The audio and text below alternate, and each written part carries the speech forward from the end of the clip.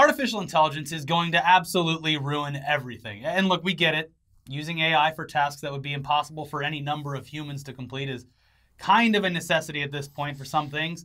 But using AI for something that should be easy for a small team of people with insight and an emotional response to their options is just kind of disrespectful, stupid, short-sighted, and will almost certainly result in easily the most bland results possible. Yet here we are. The year is 2020, and Warner Brothers Studios is adopting the use of AI to literally pick out which movies should be made in the future. I mean, just fucking put some marbles in an octopus, fish tank. Make it fun, at least. Yeah. Come on. Yeah, so if you thought the years of sequels, reboots, or just plain boring movies held up in marketing by big-named actors were ever going to come to an end, well, we're sorry to say that there's not much hope for the future once the AI takes over the movie-making process. Yeah. In a recent write-up from The Hollywood Reporter, it's been confirmed that Warner Bros., our old boss, has signed a deal with a company called Synolytic to utilize their AI-driven project management system in order to leverage its comprehensive data and predictive analytics to guide decision-making at the Greenlight stage. Oh. Adding that the integrated online platform can assess the value of a star in any territory and how much a film is expected to make in theaters and on other ancillary streams. I hate this so much. Big data! Yeah. I know Warner didn't make this movie that I'm about to reference, but I feel like this system will just produce a bunch of movies like Gemini Man. The AI, it'll just figure out that people seem to like Will Smith, but they also like young Will Smith, too. And they love sci-fi. Analysis complete. See, that movie's big mistake. No original songs. Oh, yeah, that's true. You got to have the original Will Smith song for the credits, maybe a few other ones. Throw in a music video. You got yourself a Will Smith hit. Well, see, that's the problem, though, Elliot. You just described the perfect movie. Yet you are a human being and not an AI. Yeah. Well. So that's where the wires get crossed or not crossed. Anyways, the final product of something like this is going to be something that no one wants to see, despite the pieces seeming to fit together in an algorithm. Also, this is literally what Netflix has been doing for 6 years. Yeah, pretty much. This AI will almost certainly have data points submitted by the Chinese government as well. It's going to be integrated right in there so that the movies that are greenlit, they'll have no problem debuting in their market. They got to put those little triggers in there and make sure they don't hit them. Yeah. And now this is going to be perfect, obviously. What could go wrong? Yeah, and to be fair, as sad as this sounds, they claim that the use of this AI platform won't be on the creative side of things. It just crunches a bunch of data and basically provides a sort of risk assessment when it comes to funding a movie. What could go wrong? According to Synolytic's founder, the system can calculate in seconds what used to take days to assess by a human when it comes to general film package evaluation of a star's worth, adding that artificial intelligence sounds scary, but right now, an AI cannot make any creative decisions. You got that right. Ominous. What it is good at is crunching numbers and breaking down huge data sets and showing patterns that would not be visible to humans. But for creative decision making, you still need experience and gut instinct. I like how it very specifically says, but for right now, you still need this, and it's not there yet. But this dude is definitely planning on taking over with his AI to be the producer, writer of every movie. And, you know, I kind of want to see it. This is how something like Cats gets made. I mean, it's not like our human-driven Hollywood ecosystem right now is all that great to begin with. True. So, fuck it. I'm kind of interested to see what the robots do with it. Yeah, well, you're going to need something like Cats where, the sum of its parts are greater than the final product. Yeah. They're just look, we get all these big-name actors and actresses and musicians and a very successful Broadway musical without looking at why it's successful at all. Yeah. And just cram it all together and there you go. So this is all nice in theory, but it still has the potential to backfire because lazy executives might look at the results spit out by this AI as infallible until it eventually results in numerous flops and, of course, people losing their jobs because of those flops. Well, yeah, people losing their jobs that did these jobs before. Yeah. That the AI is not taking over. Meanwhile, films that might be outside of the studio's typical comfort zone but would have gone on to be critical and box office successes could be overlooked because they didn't meet the parameters of potentially successful whatever that were spit out by the robot. Although, again, that's already fucking happening. True. What we have is not good. It's been bad for a while. Yeah, but you look at a movie like Joker and the AI would have been like, no. Absolutely not. Yeah, but that's also almost what the humans did. The only reason Joker got made was that it cost like $40 million, which is nothing compared to like any of the other shit they're doing. Like, you look at the fucking film slate from the last like 5 years, and I say, oh, did you know it was made by a robot? You'd be like, oh, that actually explains a lot. Like, no, just kidding. That was humans. But we're bringing the robots in now. I actually liked it more when you said it was made by a robot. Well, it's good to see that you're flexible on the whole AI thing. Some things absolutely terrify you, and some things you're very excited for. Yeah, and also, again, like Netflix's programming, the way Netflix greenlights their shows and movies is pretty much this. Yeah. It's based off of, pretty clear data about what people watch, but... It's like, they didn't give Adam Sandler $1 billion for shits and giggles. They gave Adam Sandler $1 billion because people were watching a lot of Adam Sandler movies. Yeah, it's true. Yeah. Now, as a test of the capabilities of artificial intelligence in general, we turn to Elon Musk's OpenAI to write a quick summary based on the following prompt. In a risky move, Warner Brothers is forcing artificial intelligence to figure out which films they should greenlight. And here's what the AI came up with. In a risky move, Warner Brothers is forcing artificial intelligence to figure out which films they should greenlight by using a website called imdbfilms.com that lets moviegoers let machines learn more about movies.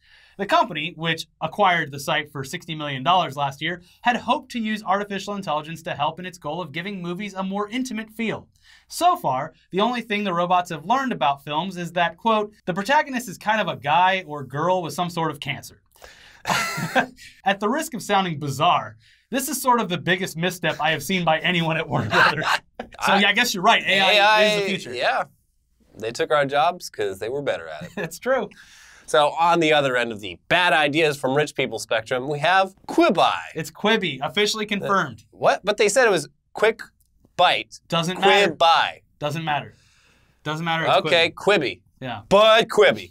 Quibi made its biggest mainstream debut to date at CES over in Las Vegas this week. And, for the unaware, Quibi is the almost certain to fail premium streaming service that will release short-form content from huge actors, writers, directors, and producers, specifically for mobile devices. A lot of people that you like are getting paid, so don't hate too much. Yeah. But yeah, probably doomed. This is an idea that we already hate, but it's one that has some promising titles in store that we hope will eventually be released in a more traditional sense once the app burns through the investor money and inevitably shuts down.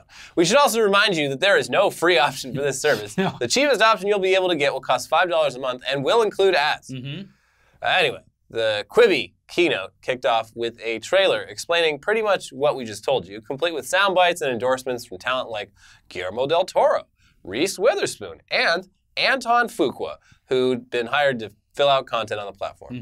And while they did offer some new information about specific features that'll be available on the platform, none of them really makes us very excited to consume this media this way. Yeah. One thing they showed off was Turnstile. Hello, kids. That's their term for being able to rotate your phone while the content maintains a full screen experience regardless of the angle. What? What? Yeah, basically they're filming it in a wide enough and tall enough aspect ratio that everything can be seen, and depending on which way you look at it, things will be cut out of frame. I'm sure they're cinematographers, production designers. Oh, great. I'm sure they all love this. No, because they're getting fucking paid for this. Okay, good. Yeah. People, there is a line. That Katzenberg money. Yeah. Now, basically, what we're explaining here is if you hold the phone horizontally, that content is going to take up the whole screen. Turn it vertically, same thing. Content automatically adjusts so that it's taking up the entire screen. It's like the Snapchat spectacles footage. Yeah, there you go. Where it's just the globe. Yeah. It would like stabilize as you hold your phone. Now, a somewhat unique twist to this was a demo where they showed off changing the rotation of your phone also changes the perspective of the content itself. Hold on, Elliot, let me explain. In the demo video for this, holding your phone horizontally will show you the cinematic perspective. Yeah. But if you hold the phone vertically, you'll get to see what the character is seeing, essentially turning your phone into theirs. What? Yeah, in the demo, it's a woman on the couch and there's a delivery driver at the door. So when you're watching it, you're watching the woman on her couch looking at her phone. And when you turn your phone vertically, you're seeing what she's seeing on her phone, which is the Ring camera at the front door. This is bullshit. I fucking hate this so much. Yeah. Are you tired of watching stuff that's already been edited by a professional actor? Well, guess what? Now you're the editor. Now, this is totally a gimmick to get people to watch the same content like 3 times. Well, what was I missing while I was watching the Ring camera? Fuck this. They also spoke about one of the shows that we reported on last time that we talked about, Quibi, the show from Steven Spielberg, where you can only watch it after dark because the app will use your phone's internal clock data to lock or unlock episodes. In addition to both of those phone data-centric use cases, they also went into some detail about a show called Wireless, which, according to Tech Radar, is about a character who has to rely on his phone to survive.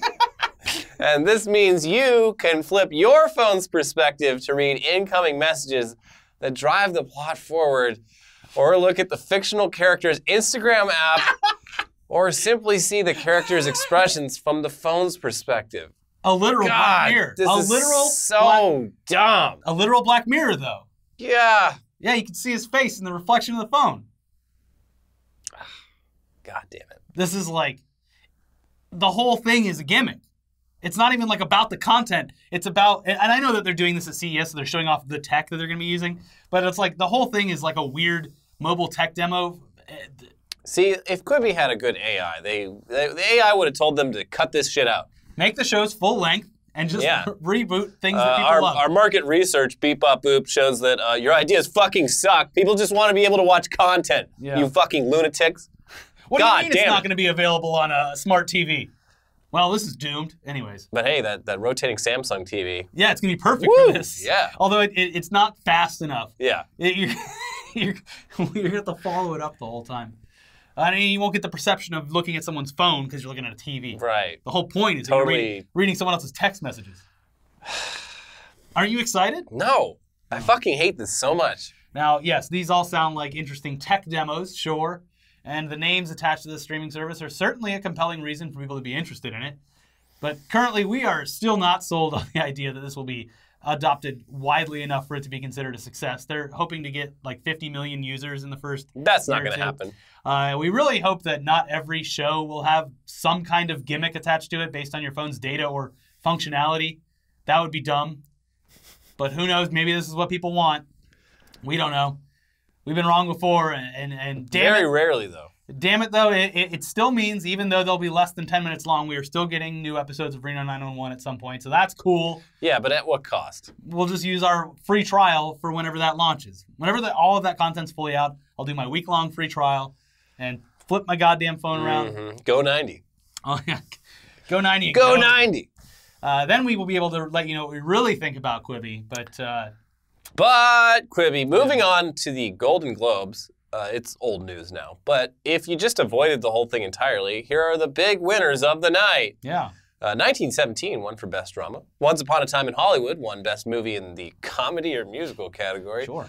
Renee Zellweger won Best Actress Drama for her portrayal of Judy Garland. Joaquin Phoenix won Best Acting Drama for Joker. A win for incels worldwide. Awkwafina won Best Actress in Comedy for The Farewell. Taron Egerton won Best Actor Comedy or Musical for his role as Elton John in Rocket Man. Chernobyl won Best Limited TV Series. Fleabag won Best TV Series, Musical or Comedy. Succession won Best TV Drama. Quentin Tarantino won Best Screenplay. And Parasite won for Best Foreign Language Film. And Ricky Gervais won in dividing audiences all the way down the line with his monologue and then disappearing from I'm sorry, are you offended? Did I offend you? I thought it was a pretty good opening monologue, but apparently I'm wrong according to comedy Twitter. And the one thing I will agree with... He's a hack. The one thing I will agree with is that the whole time when he says... we talked about this in the podcast, but he's just like, I don't care. I don't care. He cares more than anyone. Yeah. He blocks people on Twitter all day long. He is a very sad... He is literally David Brent from season 1 of The British Office. Oh. Like, that is a autobiographical show about the world's most insecure man. Sure. Who, despite later going on to be one of the richest comedians on earth, still has some weird imposter syndrome where he has to constantly, verbally let you know that he is rich, successful, and hilarious. And doesn't care. And does not care. But he does. But the second you maybe make him care a little bit, well, he doesn't like that. I did like that he called James Corden a big fat pussy, though. Yeah, well, it's good. It's you should go after James Corden. Yeah, and he called out Apple in front of Tim Cook. That was nice. Yeah, that's nice. Whatever, fine. Anyways, get back to the winners there. We said that Parasite had won Best Foreign Language Film. Well, speaking of Parasite... Oh, this is weird news. Yeah, Parasite was one of our favorite movies in 2019. It was really fucking good. And it looks like we're going to get to see that world fully developed because it was announced this week that HBO will be developing a limited series based on the film. Bong Joon-ho, who directed the film, will be working on this series for HBO alongside director Adam McKay, which seems like an odd pairing at first, but then you consider that Adam McKay, who's obviously more well-known for his comedies, he has shifted towards more political fare over the past few years with films like The Big Short and Vice. So this makes sense. Now, obviously, there's not much to report on here regarding what the show is going to consist of, just that it's going to be adapted for an English language series. So no more subtitles. You don't need to climb the 1-inch barrier. Yeah, it's weird that he made this big old deal about wanting people to watch foreign films and stuff, and then literally while that was happening, he'd already halfway filled out a contract to be like, yeah, Americans, they're never going to watch my movie, so let's just remake it with white people. Well, HBO came with a big bag of money. He's playing both sides, and he's getting paid. So it was this or Quibi. Yeah. So good for you, Bong. At least we don't have to watch it in 10-minute clips, turning our phones all the time. Now, over in casting news, have a seat on the couch. It was finally confirmed this week that Colin Farrell has officially joined the cast of Matt Reeves' Batman film in the role of the Penguin. Mm-hmm. The Penguin. Penguin. This had, of course, been rumored for more than a few weeks, probably a couple of months, a while. But it was made official through this film's standard casting confirmation platform, Twitter.com, when Matt Reeves tweeted out an animated GIF of Farrell with the caption, "Wait, is that you, Oz?" Referring to the Penguin's real name, Oswald Cobblepot. A fun name. Colin Farrell joins an already stacked cast, which includes Robert Pattinson, Andy Serkis, Zoe Kravitz, Jeffrey Wright, and Paul Dano. The film doesn't even come out until 2021, so I don't know. Everyone just chill a bit. Yeah, hopefully get a teaser or something from Comic-Con if DC and Warner even decide to show up this year. We'll probably just get like a image of Robert Pattinson in the Batsuit. It'll be exclusive trailer on Quibi. Oh, yeah. Turn your phone vertically. Watch it multiple times, see what you missed. Yeah, if you held it widescreen, it's just a shot of his crotch. You have to turn it full screen to get the full suit. So, but Quibi. Over on the digital media side of things, 2 more titans of video have met their ultimate demise within the first 2 weeks of this new year. Last week, it was announced that there would be a massive restructuring, layoffs over at Collider Video, with most of their frequently recurring shows being completely canceled. And we knew a great deal of people behind the scenes and in front of the camera over there, so yeah, very upsetting to hear. This sucks. Luckily, everyone there was really talented and should be able to land on their feet or start their own projects. And if you haven't already subscribed to the new Schmodown channel, you should do that because Christian Harloff hosts a daily live show over there, among other things like the actual Schmodown competition. And a bunch of the people involved in Collider Videos make frequent appearances there. We'll leave a link in the description below, or just go up in the search bar and type in Schmodown Entertainment Network.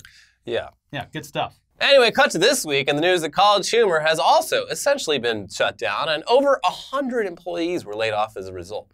This news came directly from the company's chief creative officer, Sam Reich, who basically ended up in sole control of the company going forward. Yeah, weird shift. It's like the premise of a CollegeHumor sketch. Whoa, I got left with this company. I'm left holding the bag. Yeah. Tune into Holding the Bag on Quibi. He seems rightfully kind of terrified by what's happening. Anyway, in a Twitter thread, Sam posted the following. So, bad news, with a twist. IAC, our parent company, has made the difficult decision to no longer finance us. Today, 100-plus brilliant people lost their jobs, some of whom are my dear, dear friends. Hire them. The twist, however, is that IAC has agreed to let me run with the company myself. In words that I'm sure are as surreal to read as they are to type, I will soon become the new majority owner of CH Media. Of course, I can't keep it going like you're used to. While we were on the way to becoming profitable, we were nonetheless losing money, and I myself have no money to be able to lose. Long story short, I need your support now more than ever. The #1 way you can support me is to stay subscribed to Dropout. We have 6 months worth of content still to release. Dimension 20, Game Changer, Breaking News, and more. He continues, in these 6 months, I hope to be able to save Dropout, CollegeHumor, Draw Free, Dorkly, and many of our shows. Some will need to take on bold new creative directions in order to survive. You may not agree with all of them. And this won't be the last time I ask for your support. I will, however, do my very best to stay true to the talent, shows, fans, and principles that got us where we are today. We dropped out once before, we can do it again. Independent comedy lives on, just now more independent, gulp, than ever before. So they're not entirely doomed, but bringing a massive operation like that down to its bare minimum while still attempting to make compelling, creative content and pay everyone a decent wage for doing it, that's a monumental task. One that we hope Sam can conquer, but a monumental task nonetheless. Yeah, that's best of luck to you, sir. Yeah. Anyway, for trailers this week, there's a new trailer for the Harley Quinn movie, and it looks okay. Yeah. Certainly better than the last trailer. But it still just feels like a sequel to Suicide Squad. It's going to take a bit more convincing to get either of us into the theater to see it. But who knows? Could end up being great. Sure. Which would be a lovely surprise. Wouldn't that be wonderful? But if it's not great, don't spend the rest of your life pretending there's a better version of it hidden away in a vault somewhere. Yeah. It's not a healthy way to live. Someone needs to break into the Warner Vault now and rescue the original cut before it even makes it to the screen, so they can switch all the screens in America and around the world with the original cut of Harley Quinn. Yeah. Before they burn it. Mm-hmm. Oh. They'll do it. Same guy that killed Jeffrey Epstein killed the Snyder Cut. He did. He's responsible. But hey, if you want to go to the movies this weekend, 1917 is out. It won Best Motion Picture at the Golden Globes, like we mentioned, and I saw it, and it's great. I haven't seen it yet. If you like war movies, you're going to love it. Oh, war. A real romp. The idea of war, just so appealing to me right now. It's really good, though. It does look very good. It's quite a long movie, but it goes by like that. Yeah. Obviously, it's quote-unquote all one shot, but they kind of nailed it with this, and it's really, really good. So if you are itching to head out to the theater, don't see Cats. See 1917. I saw Cats this week. That's on you. Out of morbid curiosity, I finally saw it, and it is not good. And not good in any kind of fun way. It's just not good. It's boring. And I said on Twitter, like, I was prepared for how bad it looked, but I wasn't prepared for how terrible the music was. Yeah, it's just bad. It's not good. I thought that at the very least it would be like, oh, cool, at least it got a banging soundtrack. Nope. The songs are good, whatever. No, it was just, the sound was actually bad. Like, outside of the music being very bad and none of it rhyming, the audio quality is bad in the movie. There's like one good song. Well, yeah. And it is horny. It is horny. So, but not in a good way. Don't go see it. Go see 1917 instead. Anyways, patrons, members, we did a podcast this week. We talked about Golden Globes and other stuff in depth. War, good talk. Yeah. Luckily, we're not going to war yet. Although all that information came out that the plane was shot down. Allegedly. Stay tuned. Yeah, stay tuned for a Weekly Weird War. Yeah. Also, new episode of Weekly Weird, new episode of Tech. Yeah. So, yeah. Yeah, if you want to see all the stuff that's going down at CES, check it out. See you next time for Weekly Weird News. Bye-bye. Bye.